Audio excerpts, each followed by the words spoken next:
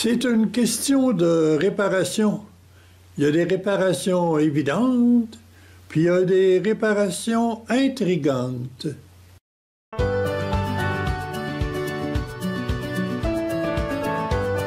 J'ai été provoqué récemment par un dépannage.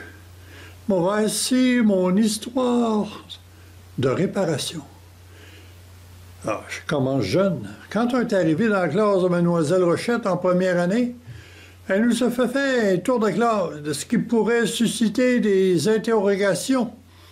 Tableau, la brosse, la clochette, le claquoir sur le bureau. Ah, et la tirelire pour les petits Chinois. Mais principalement l'aiguise crayon. On devrait dire un taille-crayon, mais on disait aiguise crayon. Après nous avoir démontré son fonctionnement, il y a eu une séance d'aiguisage pour tout le monde. Mais elle remarqua en même temps ceux qui n'avaient qu'un seul crayon. Un dérangement en perspective. Elle savait bien qu'à tout moment, les monocrayonneux, bon, je viens de faire un mot, voudraient aller s'aiguiser. Il y avait là une leçon de prévoyance. On a vu la différence entre une mine usée et une mine fraîche. Quand notre mine était trop usée, on changeait de crayon sans déranger. Ainsi, elle gardait quelques minutes avant la récréation pour rafraîchir toutes les mines. Il restait des demandes de dérangement pour les pépilles, mais au moins les crayons s'étaient réglés. En rappelant tout cela, on vient de décrire une réparation évidente, à portée de tous, des plus jeunes jusqu'aux plus vieux, sans formation brève.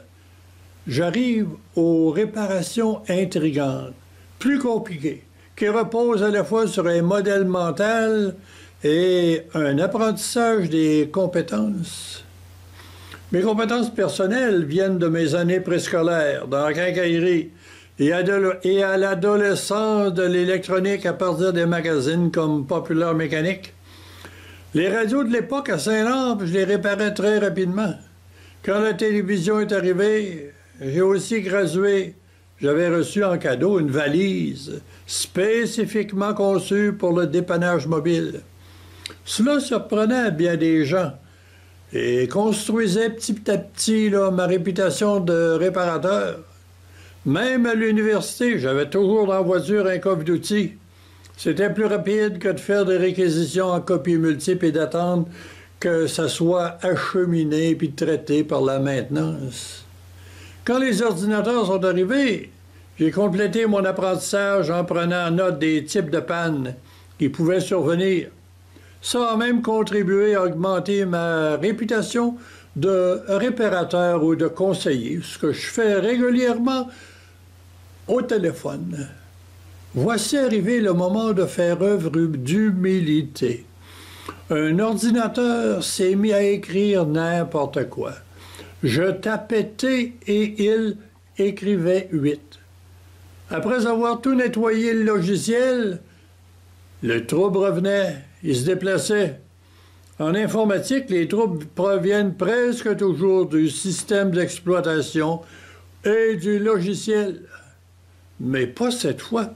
C'est le clavier lui-même, comme une mine de crayons usés qui avait dérapé. Je l'ai remplacé par un vieux clavier et le trouble est disparu. Ha! Voici ce qui est arrivé.